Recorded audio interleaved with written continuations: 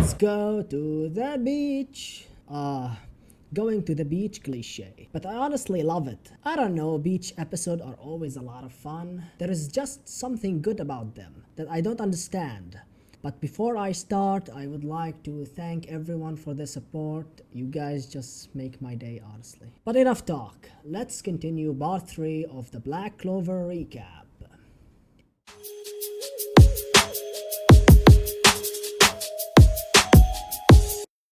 The Black Bulls arrive at track for a mission, but most of them decide to have fun at the beach instead. Of course, you can't send someone to the amusement park and tell them not to play. However, they didn't waste any time. Asta remembers the mission and decide to train. Yami told them that the mission is in a temple in the bottom of the sea, and their only chance to get there is during the night of full moon. He then tells Noelle that she is the only one that can get them there and will have to surpass her limit to do it. Ironically enough, Yami's voice actor in the dub is Chris Sabat, the guy who voiced Vegeta in Dragon Ball. I'm just saying that. Anyway, later that night, while training to control her magic and thinking about how she has to get better, she hears a noise and finds Asta. They talk and decide to train together to help each other out. Wink wink. There are no signs that those two won't get together at the end. But I enjoy the will they, won't they dynamic, honestly. Asta notices someone is singing, and they discover it's a girl singing on the rock. The girl notices Asta and Noelle and introduces herself, and her name is Kahuno. Noelle asks her why she is here. Kahuno replies that she was practicing her singing and she wants to be an idol. She notices that Asta is injured and heals him with her song magic. She then asks to be their friend. So cute. I kind of get annoyed how everyone in anime, not just in anime, in any show in general, people like meet someone for 2 seconds and suddenly they turn into best friends forever. And don't get me started how people fall in love in these shows. Type smiley face in the comment if you fall in love with someone in the first sight. Back to the show. They agree to become friends, then Kahuno advised Noelle to not suppress her mana too much or she will lose control of her magic. Kahuno also tells her that using a good memory to obtain a peace of mind works best, but Noelle only thinks about how her family looks down at her. Noelle decides to continue training with Asta and Kahuno for a few days. On the night of the full moon, Noelle has not yet been able to control her mana. Asta tells her to stop thinking and just release all her mana, which is basically YOLO! She tells him that it will not go right, but he replies that he will save her if anything happens. She releases all of her mana and she is about to fall unconscious when she hears the Black Bulls cheering her on. I really love this moment, the bonding between the Black Bulls and Noelle's character development, overcoming her fear and the judgment of her family. With all that cheering, she managed to gain control of her Sea Dragon Cradle spell. But she got too excited and lost control again, but she falls into Asta's arm. Again, those guys are not gonna be a couple. She then looks for Kahuno, who has left and is looking forward for meeting Noelle at the temple. After being unable to find Kahuno, Noelle gathered the rest of the Black Bulls on her spell, and they head into the ocean. Along the way, they faced a whirlpool of magic. Of mana suddenly appears before them, and Yami throws Asta, which was hilarious. I love Yami, man. It's kind of like the swimming coach who just throw you in and doesn't care until you learn. Asta managed to destroy the whirlpool and the Black Bulls make it to the temple. Then they met an entire society living under the sea, who cheerfully greet them. Yami asked the people for their boss with an angry look, and one of the people using an equally angry face tell them that they want the high priest. Then they guided the Black Bulls to the priest, and when they entered the temple, they were attacked by a giant fish. But they easily defeated it. Then the high priest showed up and greeted them and reveals the fish was made by his game magic. The High Priest reveals that he knows what they are after and that they are going to have to play a game to get it. They agree to play, then the High Priest summons the temple's other priest and scatter everyone besides Yami to different locations within the temple. The High Priest explained the rules and Yami got angry that he was not included, but the High Priest tells him that he is too strong,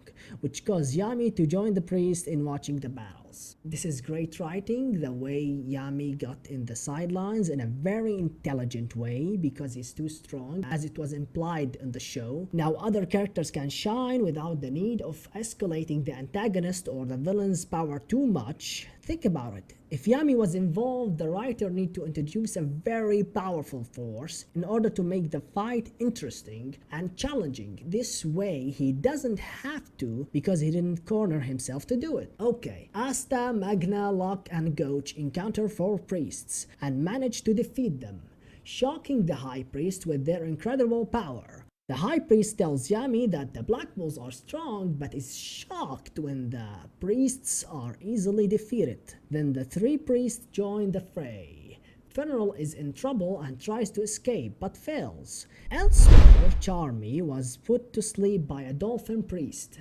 Asta encounters the swordfish priest, Kaito, and revealed that his dream, which is to be a dancer, whom everyone in the kingdom wishes to see. Kaito also reveals that people of the Seabed Temple cannot go to the Clover Kingdom, but the High Priest will allow one to go if the priests won the game, which give the viewers good excuse why they are fighting so hard.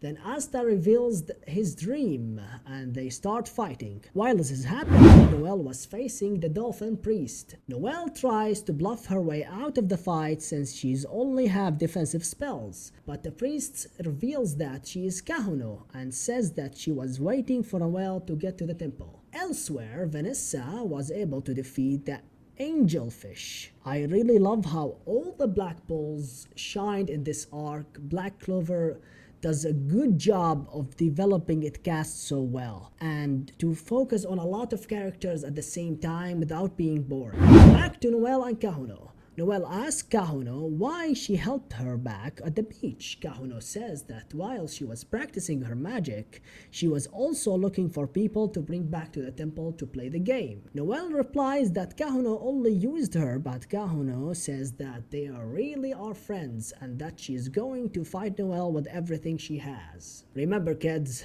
if you want to be friends with someone, you beat the living shit out of them with everything you got. After a long back and forth battle, things got more interesting when the Eye of the Midnight Sun joined the fight and infiltrated the temple. Everybody decided that they will continue the game after they get rid of the villains. Meet Veto, the dude who said 1.5 despairs per second to really let you know who he is, solidifying the identity of his character. For me, I didn't mind it.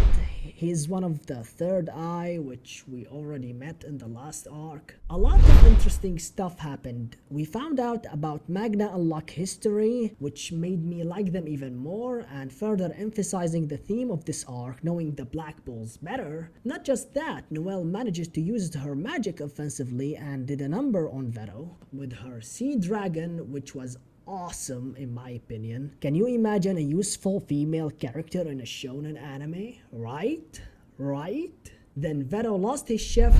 Then the highlight of this arc happened, the fight between Veto against Asta, Vanessa, and Funeral. Why this fight was so good? Not just of the incredible teamwork between the three, but for the trust and the development of the relationship between Asta and his teammates. Not only that, it put a spotlight on 2 characters with niche abilities and made them useful, which increased the level of the entertainment 10 times, in my opinion. For me, this checks mark the 2 most important things I look when I'm watching a show: great characters and entertainment. And by the way, Grey is a cute girl. They managed to put Veto down and we had a glimpse on Asta's demon, and And Veto said an interesting line that Asta is a demon who devours despair. To be honest, not only Asta, everyone in the Black Bulls didn't lose hope the entire time. After Veto was down, he tries to destroy the entire temple, and we found out a little bit about his past, which make his character slightly more interesting. However, the swag himself, Yami, was able to break free, and compliments the Black Bulls how they surpassed their limit, which motivated him to surpass his limit. Then he managed to defeat Veto with one shot. An awesome attack that sliced through dimensions. Dimension Slash. And Asta felt bad for Veto. That is the end of this arc. I really enjoyed this one, a lot of great moments and character development. Let me know what you think in the comment section. And I apologize that I'm not uploading as much as I should. I will try my best to upload the next one as soon as possible. Until then, like this video, subscribe to the channel and ring the bell to be notified. And follow me on Twitter for further update. Thank you guys so much for watching.